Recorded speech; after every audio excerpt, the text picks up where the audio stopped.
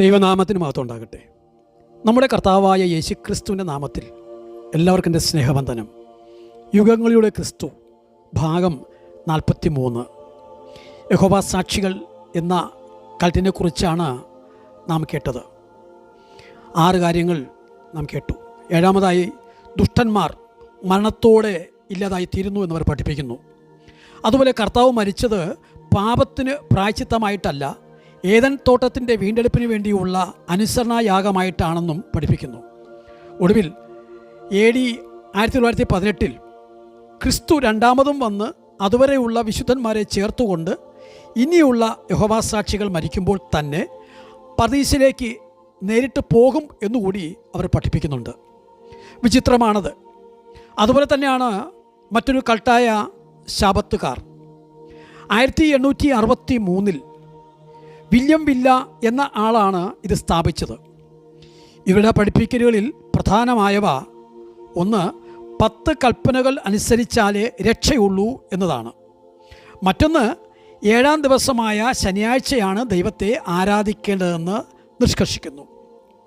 3-മതായി അവിടെ പ്രവാചകിയായ LNG white എഴുതിയിട്ടുള്ള പുസ്തകങ്ങൾ ബൈബിളിന് തുല്യമാണെന്ന് അവർ പഠിപ്പിക്കുന്നു. കൂടാതെ ക്രിസ്തുവിന് ദൈവത്വം ഉണ്ട് എങ്കിലും ജഡാവതാരത്തിന് മുമ്പ് ക്രിസ്തു മിഖായേലായിരുന്നു, ഒരു ദൂതൻ മാത്രമായിരുന്നു എന്ന് പഠിപ്പിക്കുന്നു. അതുപോലെ ക്രിസ്തുവിന് പാപം ചെയ്യാമായിരുന്നു എങ്കിലും ചെയ്തില്ല എന്നുകൂടി പഠിപ്പിക്കുന്നുണ്ട്. എന്നാൽ അവർക്കില്ലാത്തത് നിത്യനരകം ഇല്ല എന്നതാണ്. ഇതുപോലെ മറ്റൊരു കൾട്ടാണ് ക്രിസ്ത്യൻ സയൻസ് എന്നത്. ഈ പ്രസ്ഥാനം 1877 മേരി ബേക്കർ സ്ഥാപിച്ചതാണ്. 1, ഇവർക്ക് ക്രിസ്തു ഒരു യഹൂദൻ മാത്രമാണ്. മറ്റൊന്ന്, ക്രിസ്തു സ്നാനസമയത്ത് യേശുവിന്മേൽ അധിവസിക്കുകയും മരണത്തോടെ മാറ്റപ്പെടുകയും ചെയ്തു എന്ന് ഇവർ വിശ്വസിക്കുകയും പഠിപ്പിക്കുകയും ചെയ്യുന്നു. അതുപോലെ സയൻറ്റോളജി എന്ന കൾട്ട് വിഭാഗം, ഇവർക്ക് ബൈബിൾ ദൈവവചനമല്ല. നോക്കൂ, റോൺ ഹുവാർഡ് രചിച്ച ഗ്രന്ഥങ്ങളാണ് ഇവരുടെ അടിസ്ഥാന ഗ്രന്ഥം. യേശുവിന് ദൈവത്വമില്ല, ആരും പാപികളല്ല, അതുപോലെ പുനരവതാര ചക്രം പൂർത്തിയാക്കിയാണ് ഒരുവൻ മോക്ഷം പ്രാപിക്കുന്നതെന്നുകൂടി പഠിപ്പിക്കുന്നു. അതുപോലെ മറ്റൊരു കൾട്ടാണ് മോർമോൺ. ഈ പ്രസ്ഥാനം മോർമോൺ സ്പിത്ന് എന്ന ഒരു വ്യക്തി 1820 സ്ഥാപിച്ചതാണ്.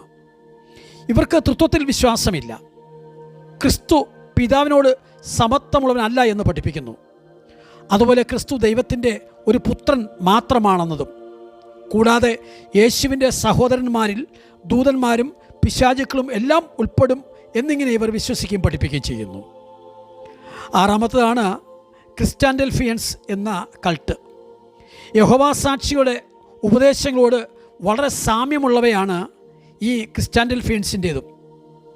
ഇവർക്ക് ക്രിസ്തു ഒരു യഹൂദൻ മാത്രമാണ്. അതുപോലെ ക്രിസ്തു സ്നാനസമയത്ത് യേശുവിന്മേൽ അധിവസിക്കുകയും മരണത്തോടെ മാറ്റപ്പെടുകയും ചെയ്തു എന്നും അവർ പഠിപ്പിക്കുന്നുണ്ട്. കൂടാതെ നിയോമയർ എന്ന ഗ്രൂപ്പുണ്ട്. ഇവർ യൂസ്തുസ് ജോസഫ്, അതായത് വിദ്വാൻകുട്ടി, 1875 ഇത് സ്ഥാപിച്ചത്.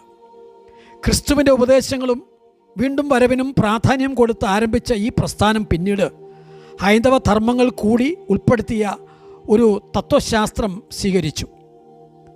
യൂസ്തുസ് ജോസഫിന് പരിശുദ്ധാത്മാവിൻ്റെ സ്ഥാനവും ദൈവത്വവും കൊടുത്ത് അവിടെ കൂടെ ഉള്ളവർ ആദരിച്ചു.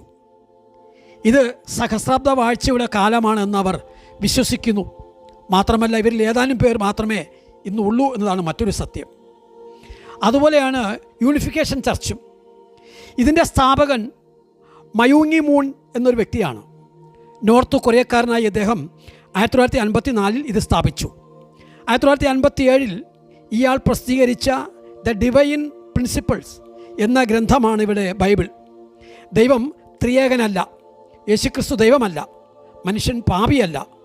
ഈ മൈമൂണിൻ്റെ ഈ വിശ്വാസം ആശ്രയിക്കുന്നവരാണ് രക്ഷ പ്രാപിക്കത്തുള്ളൂ എന്നും അവർ പഠിപ്പിക്കുന്നു. അതുപോലെ ദ വേ ഇൻ്റർനാഷണൽ ചർച്ചും ഇതിനൊട്ടും പിന്നിലല്ല, ഇവരുമായിട്ടെല്ലാം ഒരുപോലെ തന്നെയാണ്.